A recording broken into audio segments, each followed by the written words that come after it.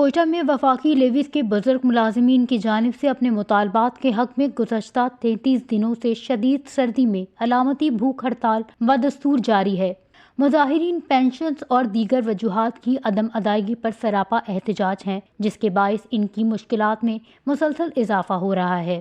گزشتہ دنوں احتجاج کے دوران ایک افسوسناک واقعہ بھی پیش آیا، جہاں 90 سالہ وفاقی لیویز کے بزرگ ملازم عبدالحلیم، جو ضلع جوب کے رہائشی تھے، شدید سردی کے باعث جابر نہ ہو سکے اور انتقال کر گئے۔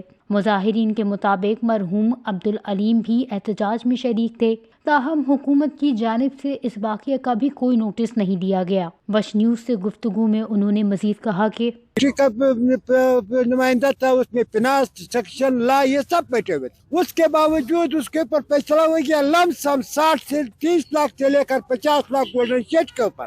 اس کے بعد ہم لوگوں نے 9 مہینے انتظار کیا، 9 مہینے کے بعد ہم لوگ دوبارہ اس ٹھنڈی میں ہم لوگ ہڑتال کے اوپر مجبور ہو گیا۔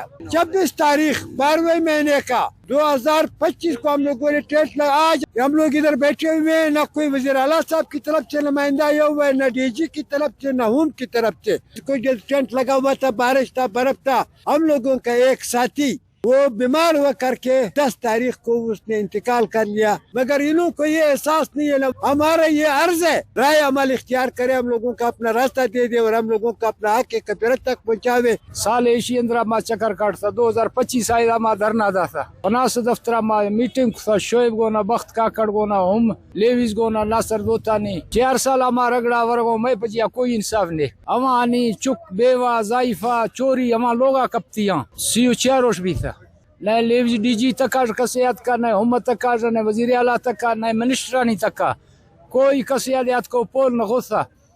مطالبہ اوشی میں بندے تنخواہ دا مار پنسنا چوک باقی ملازمان دے گا مار پنسنا دا، آخر میں پدا چکا لوگ ہمارا آنی گزارا ہے کنگی نمائے عمرہ چے کٹ سکنو۔ مظاہرین نے مطالبہ کیا ہے کہ ان کے مسائل فوری طور پر حل کیے جائیں تاکہ وہ اپنی زندگی گزارنے کے لیے درکار وسائل حاصل کر سکیں۔ انہوں نے خبردار کیا کہ جب تک ان کے مطالبات تسلیم نہیں کیے جائیں گے، علامتی بھوک ہڑتال اور احتجاج کا سلسلہ جاری رکھا جائے گا۔ وش نیوز، کوئٹہ، بلوچستان۔